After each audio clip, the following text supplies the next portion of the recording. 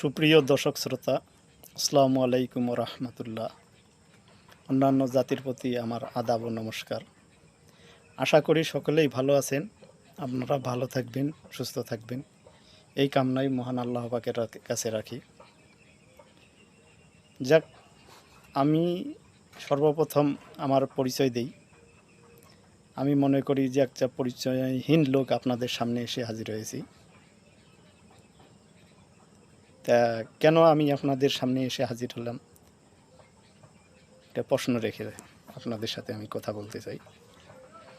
আর প্রশ্ন হচ্ছে যে আমি কেন আপনাদের সামনে হাজির হলাম এখানে, তার পরিচিতি হচ্ছে আমি এই যে আমার হাতে দুইটা বই, এই দুইটা বইয়ের লেখক আমি মোহাম্মদ জিয়াউর রহমান। তা অনেক দিন যাবৎ আমার পাশে বসে থাকা পরম স্নেহের আমার ভাগিনা সাংবাদিক হাবিব সাহেব আমাকে বারবার প্রশ্নের সম্মুখীন করেন, মামা এই আপনি এত সুন্দর দুইটা বই লিখলেন, লিখে বসে আছেন, তো একদিন আসেন। আমি যেহেতু একটি ছোটোখাটো সাংবাদিকতার সাথে জড়িয়ে আছি, তো আমার সাথে একটু কথা বলেন, আমি দেখি আপনার জন্য কিছু করতে পারি কিনা। আজকে উনি আমার এখানে আসছে, তা সে বিষয়ে আমি আপনাদের সাথে কথা বলবো। এই যে বইয়ের একটা শিরোনাম হচ্ছে যে আমরা ক্ষতবিক্ষত এক জাতি, দ্বিতীয়টা হচ্ছে নিজেকে পরিবর্তন করি, দেশকে বাঁচাই। যে ক্ষতবিক্ষত জাতি যে বইটা, এটার কিছু সারমর্ম আমি আপনাদের সামনে তুলে ধরব। সেটা হচ্ছে যে আমরা ক্ষতবিক্ষত জাতি, আসলে আমরাই একটা জাতি, যে জাতি ক্ষতবিক্ষত শুরু হয়, যে জাতির ক্ষতবিক্ষত শুরু হয় মায়ের ভাষা রক্ষা করার মধ্য দিয়ে। এমন একটা জাতি আমরা, আমাদের নিজের মায়ের ভাষা রক্ষা করতে হয়েছে প্রাণের বিনিময়ে। সেখান থেকে দেশ স্বাধীন, সেখানেও আমরা অনেক মানুষকে হারিয়ে ফেলে স্বাধীনতা অর্জন করছি। এই দুইটার মধ্যে আমাদের প্রাপ্যতা ছিল যে আমরা ভাষা রক্ষা করছি, দেশ স্বাধীন করছি, জাতি পেয়েছি, দেশের পাকিস্তানি শোষণ বঞ্চনা থেকে নিজেদেরকে রক্ষা করতে পেরেছি। কিন্তু এর ধারাবাহিকতা আমাদের মাঝে আজও বিরাজমান। আমরা 1975 সালের 15ই আগস্ট, 1975 সালের 3রা নভেম্বর, 1981 সালের 30শে এপ্রিল,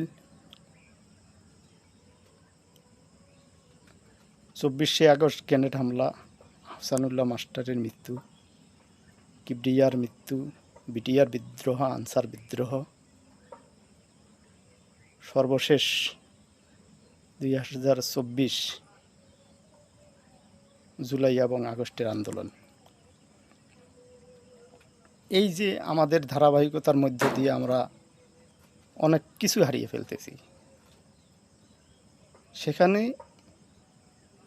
মানে হারানোর পরিমাণটা যে এত ভয়াবহ, যার বর্ণনা দেওয়ার মতো না।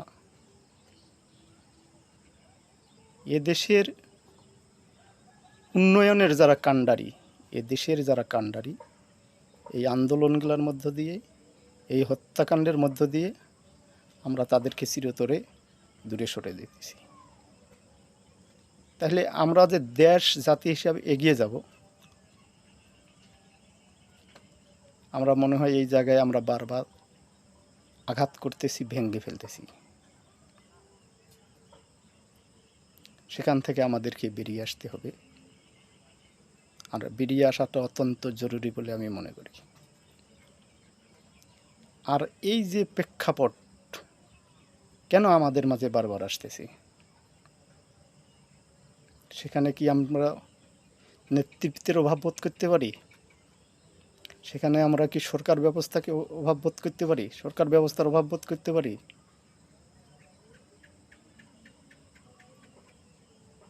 এরকম কিছু প্রশ্ন রেখে আমার ক্ষতবিক্ষত বইটা আমি লিখতে সক্ষম হই, এবং আমি বইটা নিজেও পড়েছি, লিখেছি, আমার কাছে অত্যন্ত পছন্দের। তাই আমি আপনাদের উদ্দেশ্যে বলতে চাই, আমার সাক্ষাৎকার যদি আপনাদের ভালো লাগে, আপনারা অবশ্যই বইটা সংগ্রহ করার চেষ্টা করবেন। আমি বীরগঞ্জের লোক, দিনাজপুর জেলা বীরগঞ্জের লোক, ঝাড়বাড়ি আমার বাড়ি। আপনারা অবশ্যই সংগ্রহ করার চেষ্টা করবেন। দ্বিতীয়ত হচ্ছে যে নিজেকে পরিবর্তন করি, দেশকে বাঁচাই, ঠিক কিনা?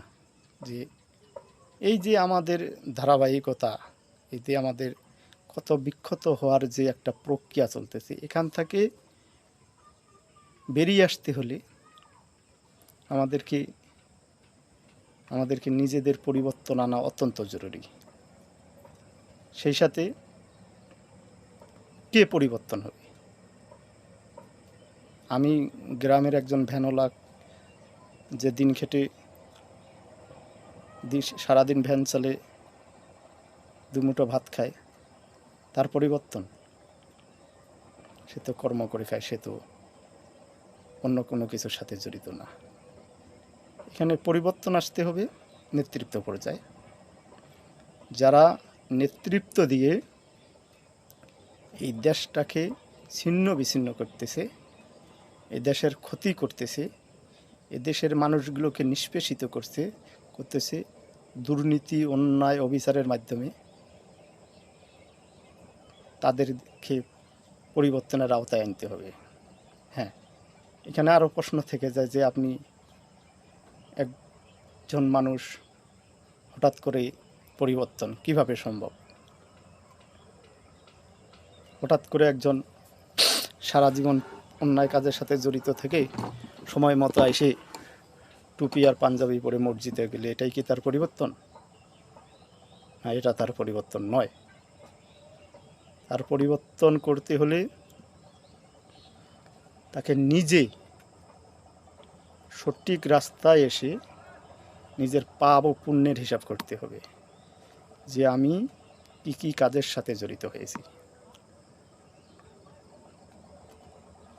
যদি সে চিহ্ন করতে ব্যর্থ হয়, যদি সে তার অবস্থান থেকে সরে না যায়, তাহলে জাতিগতভাবে তাদেরকে ঘৃণা করে এই দেশের নেতৃত্ব পর্যায় থেকে তাদেরকে বিদায় করতে হবে।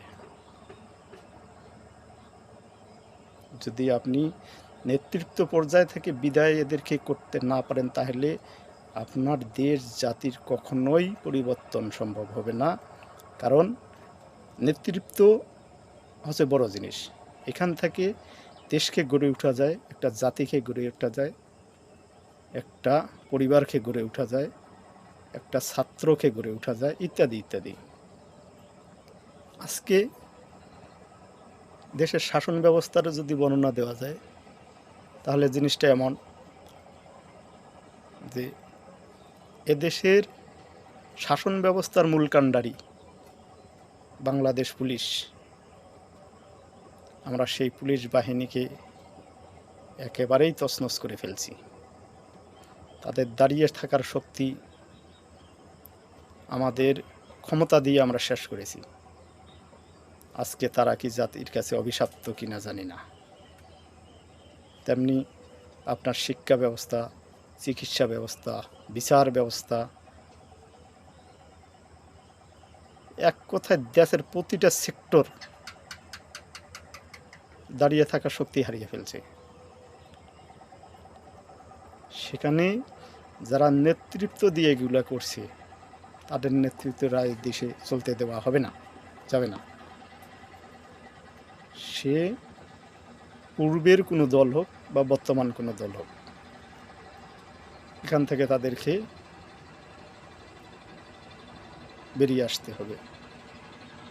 যদি তাদের দেশ ও জাতির প্রতি ভালোবাসা থাকে, তাহলে তার পাপ পুণ্যের হিসাব করে তারা নিজেরাই সরে যাবে, নয়তোবা তাদেরকে ধিক্কার জানাতে হবে। এসব এসব বিষয় নিয়ে আমার দ্বিতীয় এই নিজেকে পরিবর্তন করে দেশকে বাঁচাই এই বইটার মূল সারমর্ম তুলে ধরা হয়েছে। আপনারা অবশ্যই পড়বেন, সংগ্রহ করার চেষ্টা করবেন। এতটুকু আশাবাদ ব্যক্ত রেখে আমি আজকে আপনাদের মাঝ থেকে বিদায় নিছি। আসসালামু আলাইকুম ওয়া রাহমাতুল্লাহ। আশা করি সবাই ভালো থাকবেন।